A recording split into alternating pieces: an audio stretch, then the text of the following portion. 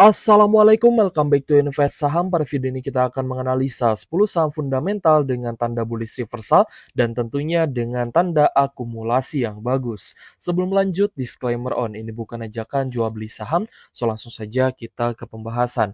Jadi di tengah kenaikan komoditas emas dan juga saham-saham emas yang berterbangan ya, kita juga melihat guys, ternyata ada saham-saham fundamental lain nih yang juga mulai merangkak naik. Meskipun memang sedang berada di harga bawah, tapi bisa kita nilai bahwa saham-saham ini memiliki tanda bullish reversal. Apalagi dengan adanya akumulasi, maka tentu saja itu bisa memberikan conviction yang lebih ya untuk kita setidaknya kita pantau dulu nih saham-sahamnya sebelum hari Senin ya tanggal 15 mendatang. Oke guys, jadi di weekend ini kita analisa santai saja guys. Ada beberapa saham yang sudah masuk ke screening. Tapi kalau misal teman-teman mungkin ada saham nih yang belum kita bahas, silahkan yang mau ditanyakan tulis saja di kolom komentar. Oke, guys, yang pertama adalah MAPI. MAPI ini masuk ke dalam screening karena akumulasinya bagus, tapi sempat mengalami kenaikan dan turun. Ya, jadi sempat naik nih untuk MAPI-nya dari area supportnya di sekitar 1100 sampai di 1200-an, sempat naik sampai di 1400 guys, 1400 ya. Ini sebenarnya kenaikan yang sangat bagus terutama untuk swing trader. Untuk teman-teman yang swing, ini adalah kenaikan yang sangat mantap ya, karena naik 30%. Setelah 30%, 32% teman-teman take profit, ya karena melihat memang jebol support ya, patah tren maksud saya, jebol support minor dan patah tren. Nah, di sini lebih baik teman-teman take profit. 20-30% untuk swing trade itu sudah sangat bagus. Apalagi saham fundamental pastinya teman-teman berani untuk masuk dengan modal yang cukup besar. Kalau di saham gorengan mungkin masih takut-takut nih, tapi kalau sahamnya memiliki fundamental dan ternyata dinaikkan ya dengan akumulasi asing, maka ya tidak ada salahnya guys mencoba dengan modal besar. Nah, di sini pun jika diperhatikan kenaikan dari MAPI ini seringkali memang diawali dengan adanya akumulasi asing. Nah, ini sejak di 29 September ketika masih sideways ya di 1120, 1140, asingnya terus akumulasi. Ya, bahkan sampai dinaikkan di tanggal 16 Oktober, ini akumulasi asingnya berlanjut. Lalu sempat normal correction dan ada higher low juga, tapi lagi-lagi dinaikkan, asingnya kembali akumulasi dan begitu seterusnya, asingnya lanjut akumulasi sampai di harga tertinggi ya, sebelumnya di sekitar 1490. Apakah sempat ke 1500 guys? Ternyata enggak ya. High-nya di 1495. Jadi, apakah ini adalah swing kedua nih, menjelang dividen juga sebenarnya ya di awal 2026 nanti. Untuk MAPI sendiri akumulasinya sudah sangat bagus untuk di hari Jumat kemarin. Saya juga baru lihat guys ya, baru masuk ke dalam screening nih. Jadi untuk MAPI-nya ada KZTUAK yang melakukan akumulasi, sedangkan BK-YPCC-nya jualan. Tapi memang KZ ini lumayan besar guys. KZYUAK ini lumayan besar akumulasinya. Kita lihat ya seberapa besar untuk akumulasi di saham MAPI. MAPI-nya di net buy kembali 9,8 miliar. Jadi lumayan nih untuk money flow-nya sudah mulai terlihat nih tanda-tanda akumulasinya. Setelah sebelumnya itu terjadi di September, kenaikannya hingga di November gitu ya. Semoga nanti kalau misal kita buy on weakness untuk MAPI di 1100 1200-an ya semoga dinaikkan kembali ya 20-30% sampai kita take profit nanti bisa dilihat nanti terkait dengan money flow-nya. Jika asingnya terus masuk, ya otomatis kita juga bisa ikut cuan. Next kita ke Medco guys. Medco juga sudah mulai menarik nih setelah sebelumnya sideways cukup panjang. Bahkan jika diperhatikan sempat terjadi kenaikan dan ini tentunya keuntungan untuk teman-teman swing trader ataupun yang sudah take profit ya di harga tinggi kemarin karena potensial upside-nya ini 56% guys dari bawah zona MA 150. Tapi kalau misal teman-teman belinya breakout ya, buy on breakout di atas MA150 ya dapatlah 40-50% guys untuk di Medco. Nah, semoga nanti upside-nya bisa setinggi ini untuk kenaikan selanjutnya, karena kita melihat kenaikan di hari Jumat itu juga cukup bagus, 6,9% close di 1.315. Dan breakout juga sebenarnya di atas MA150, yaitu di atas 1.300 ya. Jadi untuk Medco, buy on breakout sebenarnya tidak masalah teman-teman jika kemarin, sudah buy 1.250 sampai di 1.300 kalau misal teman-teman sudah punya average, silahkan lanjut hold. Karena jika diperhatikan memang minggu ini, ya ini masih di minggu minggu ini guys, masih bersama dengan hari Jumat ya kemarin, karena di minggu ini kita melihat akumulasi asingnya mulai masuk kembali, gitu guys. Semoga, benar-benar diakum ya, lanjut dibeli, diborong asing dan harganya bisa naik. Bisa lancar lah kenaikannya, tanpa ada drama-drama gitu ya. Untuk akumulasinya kita lihat asing mendominasi, ada DR, ZPAK, DPR, X, dan lainnya, sedangkan retailnya banyak yang jualan, take profit ya, gak apa-apa guys. Kalau misalkan ada di antara kalian yang mungkin day trade atau scalping dan sudah cuan gitu ya, karena kan kemarin naik 6%. Untuk scalper naik 5% itu sudah sangat bagus karena mereka intraday gitu ya, mereka tradingnya itu harian guys. Tradingnya itu harian. Jadi kalau misal setiap harinya dapat 5% dengan modal yang lumayan besar, ya lumayan juga gitu kalau diakumulasikan ya untuk full bulanannya. Jadi untuk Medco sendiri net buy asing di 6 miliaran dan jika kita lihat di minggu ini pun akumulasinya terlihat sangat bagus. Di Jumat lalu itu 7,7 M, Seninnya itu 2 miliaran, Selasanya di 4,5 M. Lalu sempat terjadi net sell hari Kamisnya di 3,6 M. Ya lumayan sudah masuk lah untuk asingnya guys.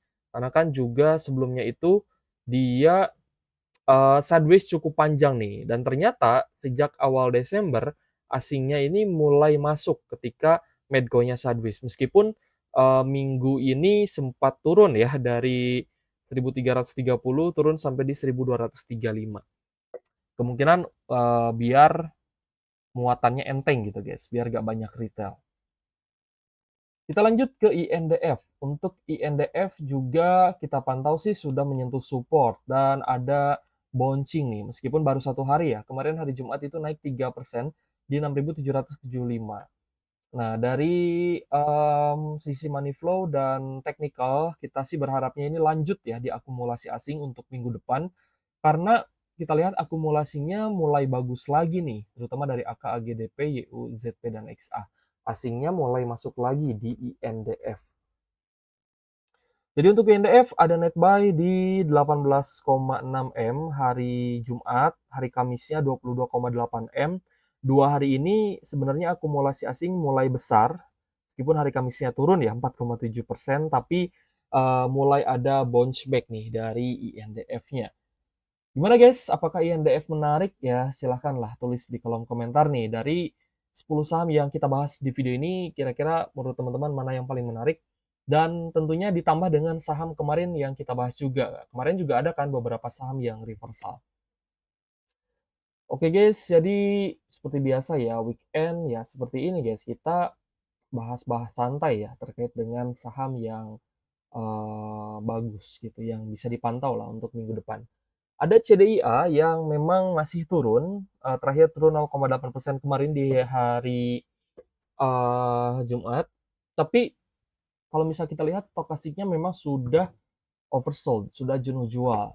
Ya, semoga benar-benar oversold ya dan bisa naik. Karena kalau misalkan ternyata ada bounce back nih dari teknikalnya CDIA, sebenarnya CDIA ini masih bisa bertahan guys dalam uptrend-nya. Ini masih pola uptrend. Ya, kalau misal teman-teman bisa lihat ya. Nah, ini dia masih di fase uptrend-nya. Kalau CDIA ini bisa bounce back besok. Terakhir hari Jumat itu kita lihat ada normal akumulasi ya, meskipun turun, tapi akumulasinya dari XL ke KAO. Tapi dengan masuknya XL, sebenarnya kita tidak terlalu khawatir ya kalau retailnya tidak rata kiri. Kalau misalnya hanya 1 2 masih ada peluang guys sebenarnya untuk bounce back. Tapi kalau misalkan retailnya rata kiri, barulah kita khawatir gitu ya. Jadi untuk CDIA baru XL saja guys, mungkin ada beberapa retail lagi tapi tidak semua, karena asing pun ini mulai net buy 4,4 miliar hari Jumat.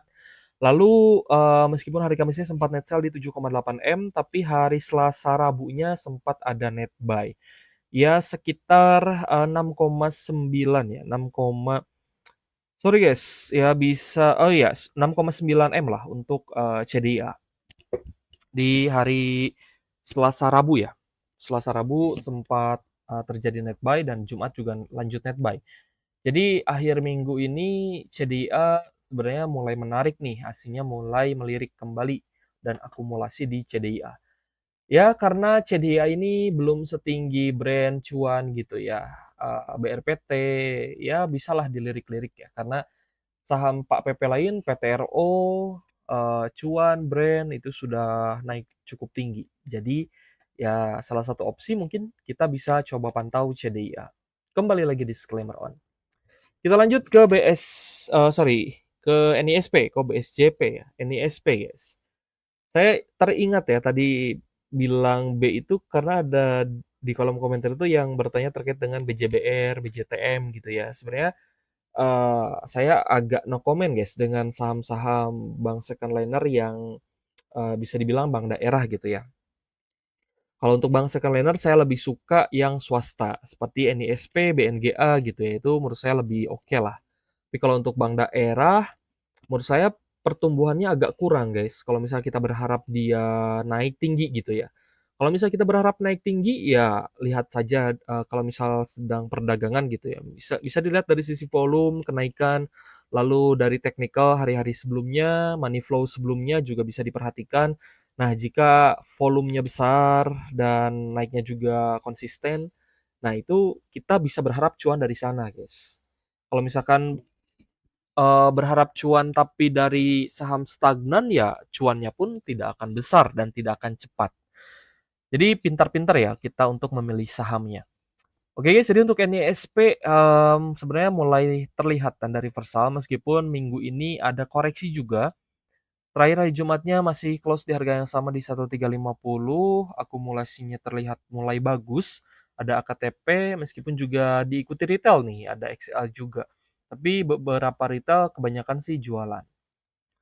Mmm, Kenapa saya lebih suka NISP dan BNGA, jika nanti bisnisnya bertumbuh, harga sahamnya tidak akan sulit naik gitu guys.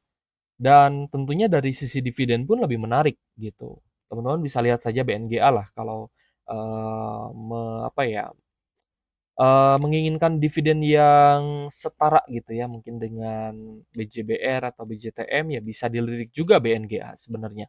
Atau kalau misal mau dibandingkan dari sisi dividen, ya bisa ke Big Banks.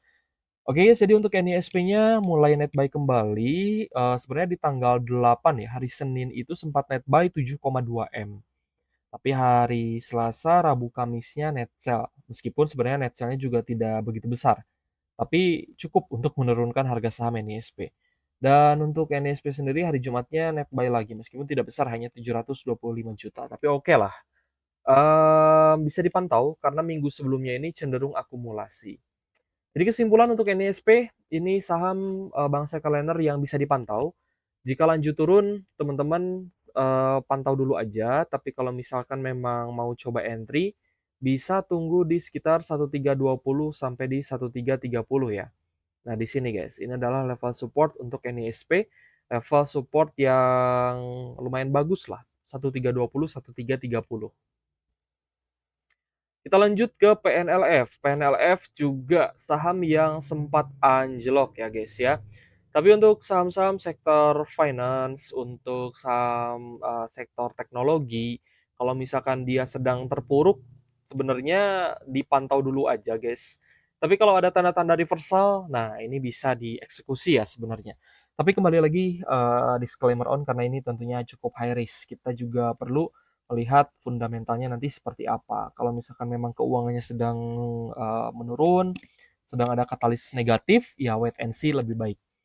Untuk PNLF, tanda reversalnya itu karena akumulasi. Ya, di hari Jumatnya naik 4,8% di 260.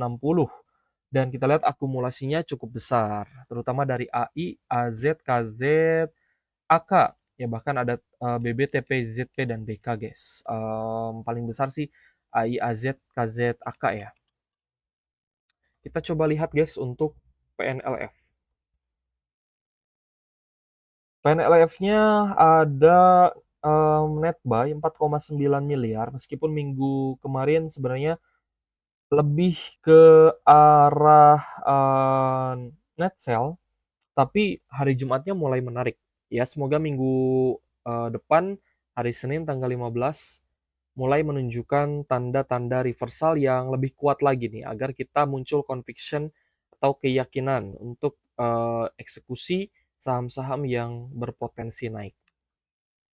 Kita lanjut ke AMRT, guys. Nah, AMRT ini sempat terjadi akumulasi di tanggal 8 Desember. Tapi ternyata minggu ini ada sedikit net sell nih. Sehingga harganya ya cenderung koreksi ya. Tapi ini masih normal correction sebenarnya. Dan bisa saja menjadi area higher low. Bisa juga nutup gap. Nanti teman-teman bisa tunggu di 1850 kalau misalkan mau nunggu AMRT-nya nutup gap. Tapi saya kira eh, apa ya, kemungkinan terbesarnya ini akan menjadi area higher low, guys. Area higher low itu seperti apa, Kak? Ya, area higher low itu adalah area low yang lebih tinggi dibandingkan low sebelumnya. Nah, di sini kita pakai ABC aja ya. Nah, di sini, guys. Biasanya ya kalau misalkan akan rebound akan muncul juga, guys, pola seperti ini.